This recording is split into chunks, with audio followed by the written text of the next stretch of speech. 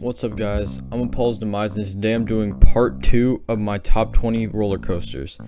In this video you're going to see the 10 best roller coasters I've ever ridden in my opinion.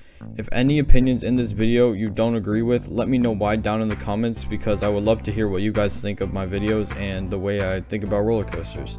But anyways, let's just get straight into my top 10 because there's some pretty good rides on here.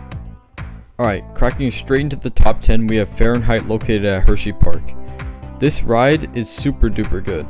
Starting at the first drop, which is the steepest drop I've ever experienced personally, and it's just an amazing amount of airtime. Going after that, you go straight into the inversions, which are some of the most graceful but also somehow intense inversions I've ever been on. I don't know how to explain it, but it just works like that. Not to mention, this ride is also super smooth and there's basically no rough spots. It also has really good airtime moments, and I definitely think it deserves a spot in my top 10 roller coasters. At number 9, I have Jersey Devil at Six Flags Great Adventure. Going into this ride, I had heard a lot about how the Raptors are just alright rides, but man, this thing blew away all expectations I had. The pacing on this ride is just absolutely insane. The moving loading station is actually a really good way to get the capacity higher, and the first drop on this ride is really good, especially farther in the back rows. You get yanked straight over it considering how long the train is. The inversions of this ride are smooth. There is a little bit of rattle, but I don't mind. The airtime moments are strong. Of course, it's an RMC, and overall this ride is just much better than you would think it is considering how bad people talk about these Raptors, and it definitely deserves a spot at number 9. At number 8, I have Storm Runner at Hersheypark. This ride is really good. Starting at the first launch, it just shoots you super fast in that top hat, which honestly, considering that this was my second hydraulic launch, I thought it would be way less punchy, but it was super duper punchy still. Going over the top hat, you get amazing airtime. You get launched straight out of your seat and it's almost terrifying. And while the profiling on some of these inversions is definitely weird, I honestly really like it. The flying snake dive is one of the most unique elements I've ever done, and I really liked it. And while this ride is definitely pretty short, I think that it still deserves a spot at number 8 because what it has is really good. Coming in at number 7 is King Dakar at Six Flags Great Adventure. This ride gets way too much hate. The first launch is probably the best moment on any coaster I've ever ridden. While it's a bit rough, of course it is. It's 128 miles per hour.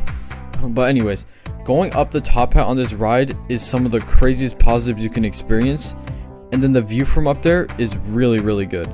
Going down that twisted drop is absolutely insane, and it's one of the most crazy experiences you can feel on a coaster. And overall, I don't know why this ride gets so much hate. It's literally the tallest roller coaster in the world, the fastest in North America, and I really have no complaints about it except for the restraints are a little bit bad, and I think it deserves a spot at number 7. At number 6, I have Intimidator 305 at Kings Dominion. Oh my goodness, this ride is super intense. The positives and every other force that you get on this ride is going to be like amplified by 10 to any other ride you ride. This thing is seriously a beast. The only issue I really have with this ride is that the restraints are a bit uncomfortable when you're being whipped around that much during the switchbacks, but it's essentially perfect ride, and it's the second best Giga coaster I've ever ridden. This ride is definitely top 3 in Virginia, and it deserves a spot at number 6. Going straight into the top 5, we have Pantheon at Busch Gardens, Williamsburg. I am so glad that this ride is at my home park because this is an essentially perfect Intamin multi-launch coaster. Starting off, you go into a slow but amazing launch into a 0G winder, which gives really good hang time, and then the entire rest of the ride has some of the most unique elements I've ever experienced. That backward spike gives a really good floating sensation. The drop up the top hat is really good. The outer bank gives great hang time as well as the stall, and I really have no complaints for this ride. The seating is really comfortable. It's a very smooth ride, and it definitely deserves a spot in the top 5 because wow, this ride is great. At number 4, I have Twisted Timbers at Kings Dominion. If you like airtime, this ride is perfect for you, and lucky for me, I absolutely love airtime. This ride is super duper long, which I really like because it makes the ride feel more complete at the end. But the only negative is that there's so much airtime that your thighs hurt at the end of the ride. That triple camelback is not a joke. It might look small, but man, it packs amazing punch. This ride does like 3 laps around the track, so it's obviously gonna feel pretty complete, but there's almost too much airtime, which honestly for me, I love. The inversions on this ride are really good. The barrel roll drop is super good. The setting is actually pretty nice, and there's even a little bit of theming, which I like as well. And overall, this ride is just so much fun. It's butter smooth, it's an RMC, and it deserves a spot at number 4. At number 3, I have El Toro at Six Flags Great Adventure. This ride is a powerhouse of a wooden coaster. You go down one of the greatest first drops in the world to start the ride, and then you instantly right after that go into 2 of the best airtime moments ever. These things whip you so hard in the farther back rows that it feels dangerous. Like seriously, I don't know how it does it. But after that, you do go into some pretty mediocre parts, and towards the middle of the ride, it honestly gets kind of boring, and it's pretty rough during those turnarounds, but it makes up for it because of how good some of the other elements are. Forgot to mention the Rolling Thunder Hill, which is also a crazy element, which you go over a piece of the track from the old wooden coaster that was where El Toro is now, called Rolling Thunder, which they got rid of sadly for Zoom and Jaro. But anyways, this ride is seriously amazing, and it definitely deserves a spot at number 3. At number 2, I have Fury 325 at Carowinds. This ride is literally perfect. Starting with the first drop, it's just so tall and so graceful, you get like 10 seconds of airtime, it feels like.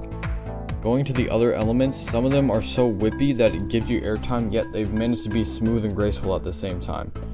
I definitely like how this ride stays low to the ground, but also has more airtime moments, unlike Intimidator 305, which is pure intensity. This ride does it perfectly with a perfect balance of intensity and airtime. Not to mention, this ride is also absolutely stunning in the skyline, and you can see it miles away from the actual park. And overall, I think this ride is the perfect length, height, speed, and everything, but there's just one ride that I think does a lot of stuff a little bit better. Because at number 1, I have Sky Rush at Hersheypark. I know this ride can be polarizing, but I absolutely love it. Every single element on this ride hits so well and is very intense, even the airtime moments. You somehow get 2 ejector pops on the same first drop. This ride has a really nice setting over the water, and I really like how the area around it looks, and you get a really good view from the top of the chain lift. Which, to mention, the chain lift also is a cable lift, and you make it up in around 6 seconds, I think, which is pretty crazy. But yeah, this ride maintains its speed really well. It has amazing pacing and airtime moments. It's just the best ride. It's my favorite ride, and I went into it not expecting it to be super good after what I've heard, but honestly, I don't think this could be a better ride, and it's basically perfect for me. Alright, well that's it for my top 20 roller coasters. Let me know what you thought of my placements and how you would place things. And of course, this is not permanent because I literally changed some of these during the recording, and next year is going to be a pretty big year for my coaster credits, so make sure to stay tuned to see how I rank things later on once I ride more amazing rides. With that being said, I'm Paul's Demise. Peace.